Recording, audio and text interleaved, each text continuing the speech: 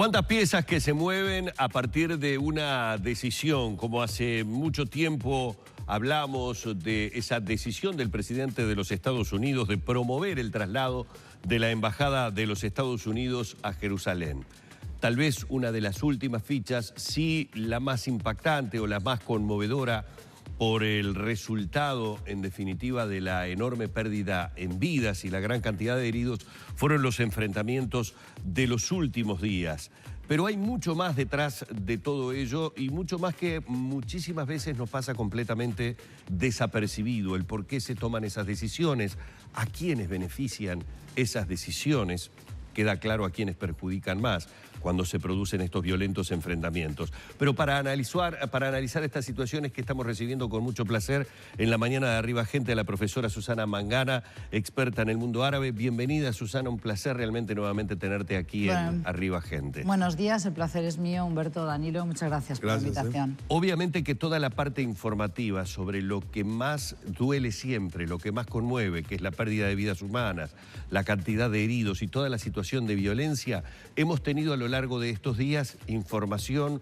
Están ahora en proceso las denuncias sobre quién es el responsable o no, si fue masacre, si no fue masacre, pero hay mucho detrás que uno no termina de comprender en las decisiones, por ejemplo, como esta del presidente Trump, de realizar el traslado de la embajada. A ver, desconociendo totalmente el conflicto, alguien en casa podría decir que el presidente de los Estados Unidos no sabía que iba a generar lo que generó.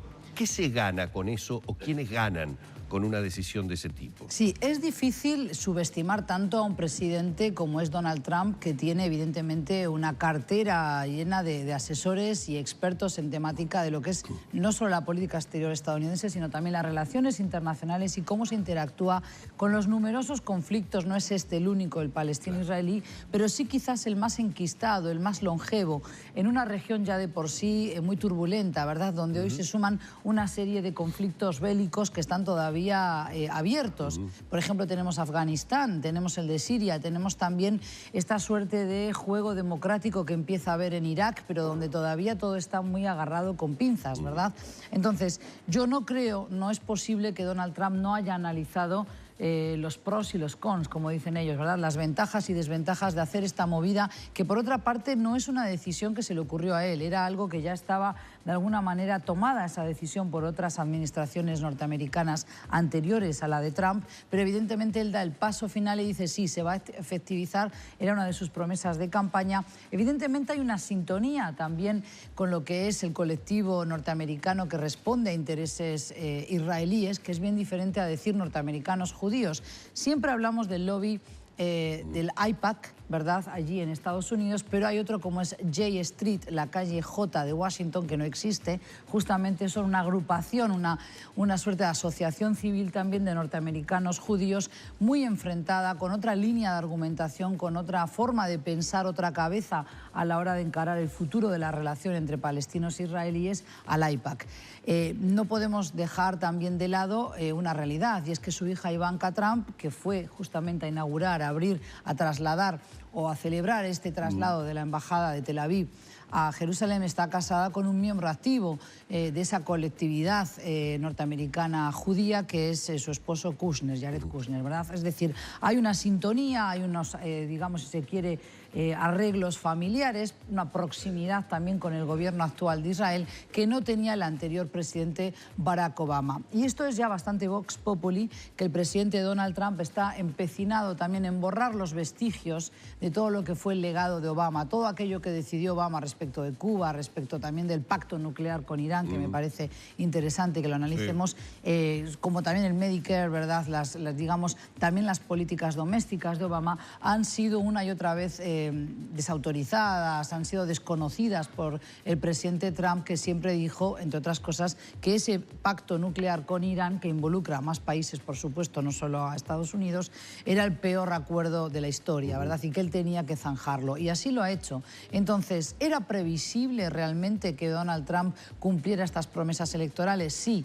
Todos guardábamos o albergábamos cierta esperanza a nivel de analistas, a nivel de aquellos que seguimos los vaivenes de la región, sobre todo la geopolítica de Oriente Medio, de que realmente se dejara no solo asesorar por sus consejeros, sino también por sus socios europeos, a los cuales también le podemos reservar algunos escasos, si quieren, pero minutos, porque creo que vale la pena analizar esa relación transatlántica que hoy está muy mermada, hoy está muy machucada, muy magullada, por lo que es esta falta de sintonía ya con la troika europea. Pero en definitiva, y para contestarte, no es creíble, no es posible que Donald Trump, el presidente de Estados Unidos, no supiera que iba a generar esta suerte de, digamos, de dominó, efecto dominó y de turbulencias, porque podríamos calificarlas así, políticas en Oriente Medio. ¿Y qué subyace, Susana, bueno, en esto? En el caso porque digo, nada sí. es al azar, no. probablemente en este tipo de alta política. Bueno, aquí estamos un poquito sacando la bola de cristal, ¿verdad? Y por supuesto yo no converso con Donald Trump, no, lo he visto en claramente. persona, entonces debo aclarar que en esto estamos haciendo un poquito de una suerte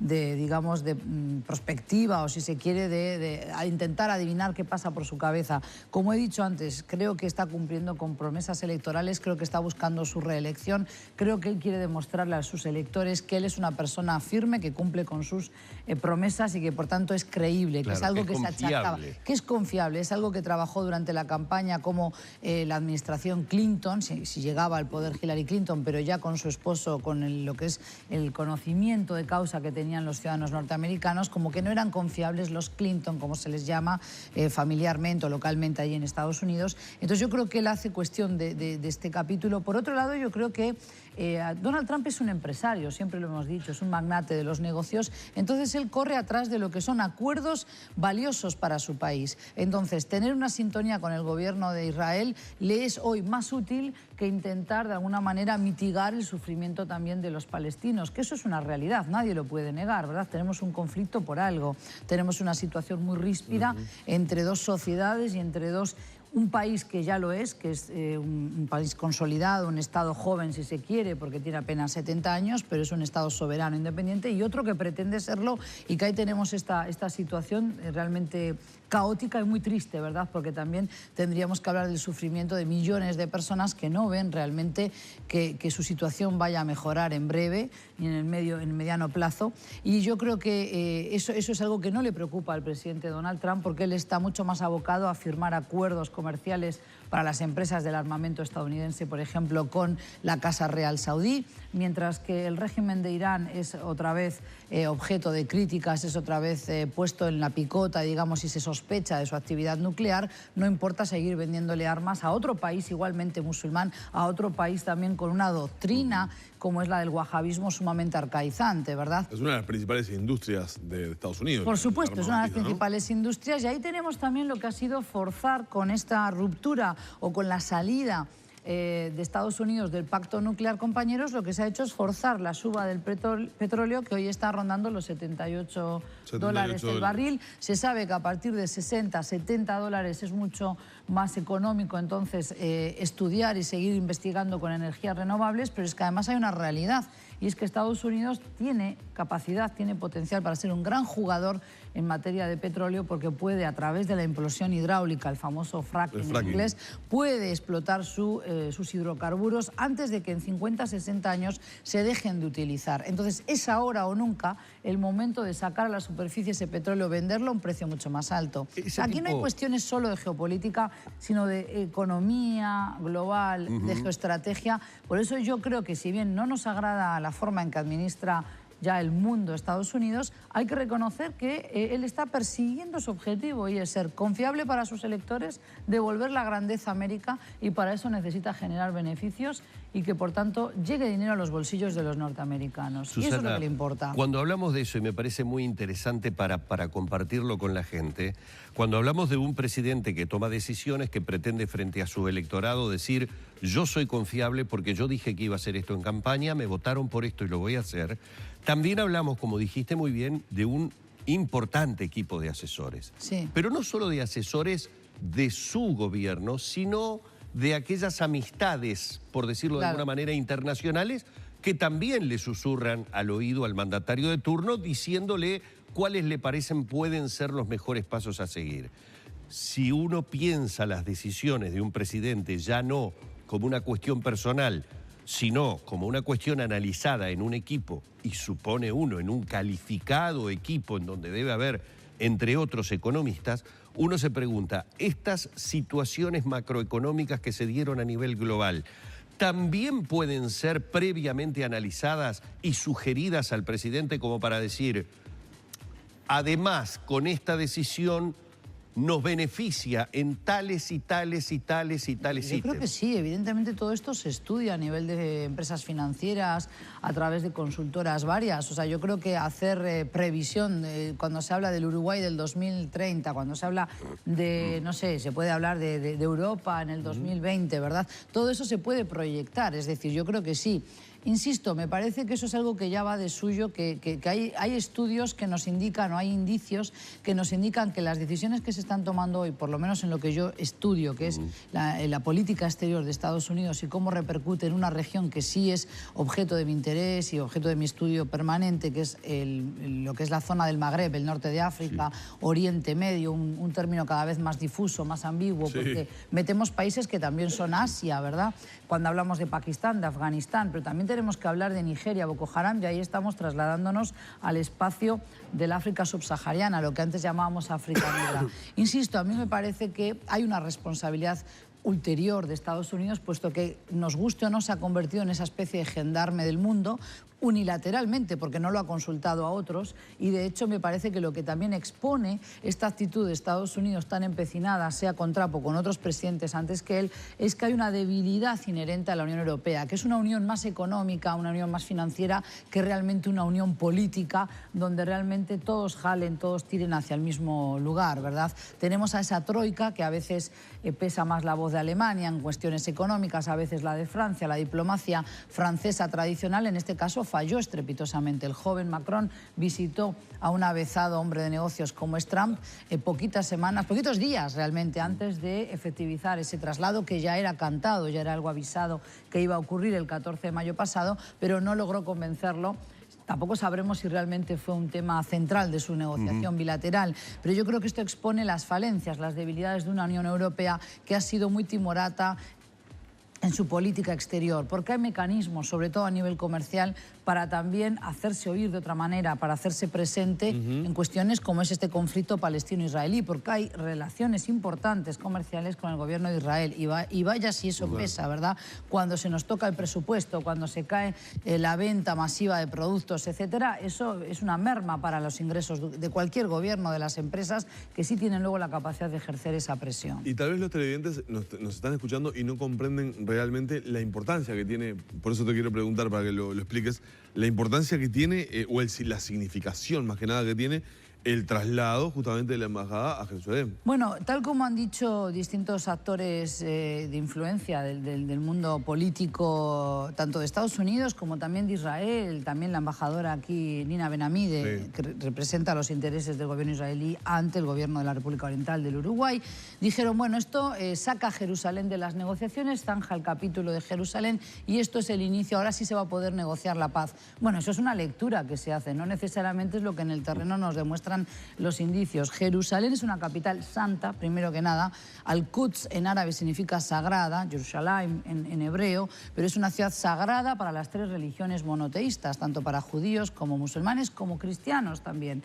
Entonces, el traslado de esta embajada por parte de Estados Unidos, a renglón seguido, dicho sea de paso, ha sido Guatemala y Paraguay, ¿verdad? Por razones, yo creo, bastante distintas en ambos casos, pero llama la atención también que Paraguay no solicite una reunión a nivel de Mercosur para plantear si esto realmente deja mal colocados al resto de los socios del Mercosur, sí o no. Guatemala, por razones que intuimos tienen que ver más con una afectividad religiosa de parte del presidente Morales, que es un presidente que se ha confesado él mismo como o ha declarado ser evangélico, y sabemos que hay una rama del cristianismo sionista que aquí en Uruguay eso no se acaba de comprender, pero que es muy importante en otros países de la región, en Colombia, en Brasil, también en México, incipientemente en Chile y Argentina, pero tiene digamos, una línea directa con las iglesias evangélicas cristianas sionistas, se definen ellas, de Estados Unidos, ¿verdad?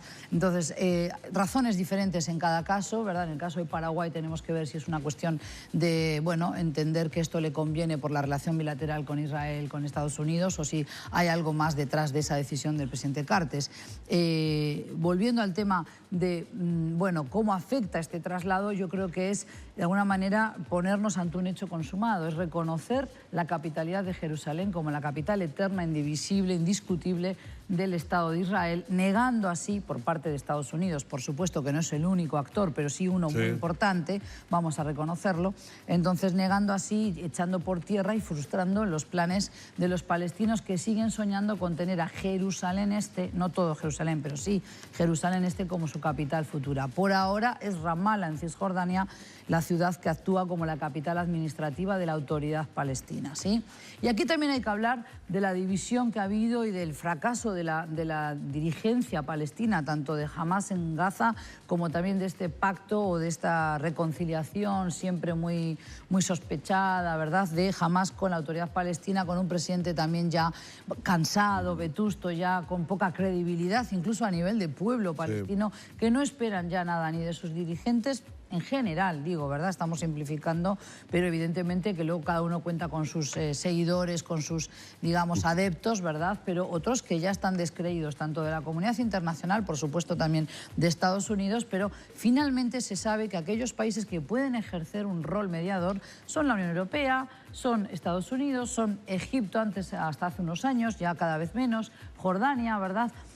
No son Qatar, no son Arabia Saudí, por más que a veces también, muchas veces uno lo lee en la prensa. Pero entonces ese traslado de la embajada, pues quizás para la administración de Trump signifique, ya no hablamos de Jerusalén, esto es un problema menos, pero no lo es para los palestinos. Lejos de ello, lo que da más alas, como también con el pacto nuclear al retirarse del mismo, a los más radicales, a los que son también los otros halcones que justamente también tienen otro proyecto político y muchas veces sí, hay cierta cerrazón para discutir temas. Ojo, yo no estoy ni inclinando la balanza hacia un lado y hacia otro, porque aquí en estas cuestiones también, hay mucha susceptibilidad, hay susceptibilidad y hay ganas de decir, es que tal persona es pro tal, pro cual. Se intenta hacer un análisis objetivo. Igual que yo puedo tener, para algunos, la cancha flechada, otros que vengan a hablar atrás de mí, pierde seguro, pierde por cuidado que también la tienen flechadísima, ¿no? Pregunta a qué colectividad pertenecen y ya también no pueden ser equilibrados, no son nunca neutrales tampoco. Aquí hay que hablar de esto sin apasionamiento. Hay dos pueblos que están sufriendo, pero sobre todo el que sufre una catástrofe, así lo digo, humanitaria en Gaza, es un pueblo que está sitiado desde el 2007, es una entidad hostil a Israel. La franja de Gaza son 365 kilómetros cuadrados, 2 millones de personas hacinadas, más del 50% de la población es menor de 18 años, 41% vive en el desempleo, no hay futuro, se los está obligando a aceptar una situación donde dependen pura y exclusivamente de la ayuda humanitaria. Eso no es un buen caldo de cultivo para ningún tipo de negociación. No nos podemos sorprender entonces después de que haya manifestaciones, ¿verdad? Entonces, todo esto es algo que se sabe, tanto a nivel de gobierno de Israel, como de Estados Unidos, como de la Unión Europea, como también de la comunidad internacional. Y yo creo que mientras sigamos arrastrando este conflicto palestino-israelí, pues también estamos dando argumentos valiosos que no son más que pretextos en otras ocasiones, pero son argumentos que utilizan otros grupos radicales que también a río revuelto ganancia de pescadores. Sí. Ahí tenemos el repunte famoso de lo que hoy llamamos el yihadismo, el terrorismo de base islamista, ¿verdad?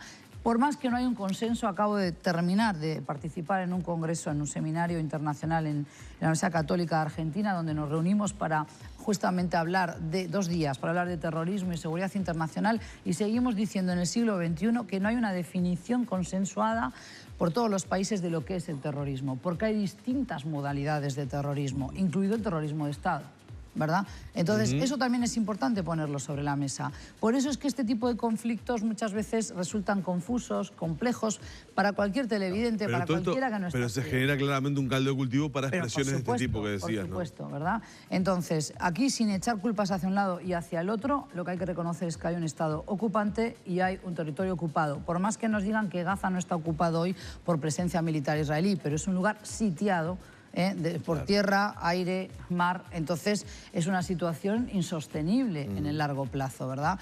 Entonces yo creo que realmente, si a esto le sumas ahora esta retirada de Estados Unidos del pacto nuclear, el anuncio ya de que van a aumentar las sanciones, que van a ser sumamente rígidas y duras para el régimen iraní, pues claro, todo hace prever que, lejos de alimentar la paz, la negociación está arrinconando a sus socios europeos, que por estas horas están viendo cómo salvan y protegen este pacto nuclear, porque también hay pérdidas millonarias atrás de esto, porque hay empresas europeas, no solo estadounidenses, Boeing, una de ellas, Airbus, o por ejemplo también tenemos Volkswagen, tenemos otras empresas, Daimler del sector automotor o automotriz, que también habían hecho proyección de ventas muy importantes a Irán, y que ahora eso está todo en entredicho, ¿verdad? Porque van a sufrir esas sanciones tan duras de parte de Estados Unidos.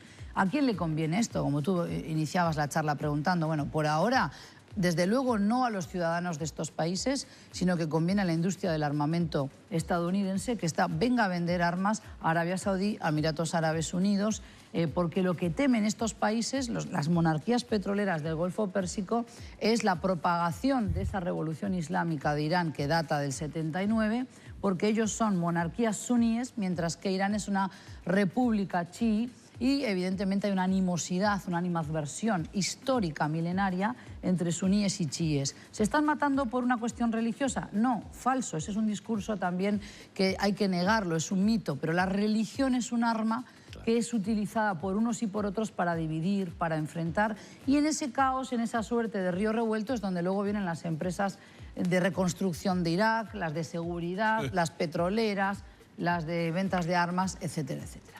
Bueno, ha sido como siempre un placer hablar con Susana Mangara. Obviamente que como ella misma lo dijo, ¿no? Hay muchos de los temas que los tiró en titulares porque en sí mismos darían para un desarrollo mucho mayor. Pero realmente ha sido un placer. Muchísimas gracias por aceptar la invitación. Y bueno, esperemos que la próxima vez no sea para volver a tratar temas que uno entiende más allá de que haya diferentes interpretaciones, y uno las ha leído a nivel de editoriales y todo, se ven en el mundo como un retroceso hacia la paz. Siempre estas decisiones terminan siendo eso. Sería bueno ver también qué tenemos del legado andalusí, qué tenemos también de una impronta musulmana en nuestra cultura, sobre todo en países de Iberoamérica, hispanoparlantes, y realmente lo que es toda la civilización musulmana, muy rica, muy profusa en arte. Me parece que sería interesante para salirnos un poco del titular y sobre todo de esa idea que machacamos mucho en los medios de que Oriente Medio igual a peligro, igual a amenaza, el Islam igual a terrorismo, porque eso no es cierto. Estamos condenando a más de 1.600 millones de personas como si nacen ya con un Kalashnikov abajo del brazo, y eso no es real, y además no nos conviene a nuestros intereses porque están diseminados en los 5 continentes, con lo cual hoy en Francia hay 10 millones de musulmanes. En Estados Unidos, post-11 de septiembre, también hay millones de musulmanes residiendo. A veces la cifra varía, pero entre 4 y 7 millones, algunos residentes legales, otros no, pero lo importante es que tenemos un Islam globalizado y hay que reconocerlo que es así. Muchísimas gracias, Susana. Susana. La profesora Susana Mangara en la mañana de Arriba Gente.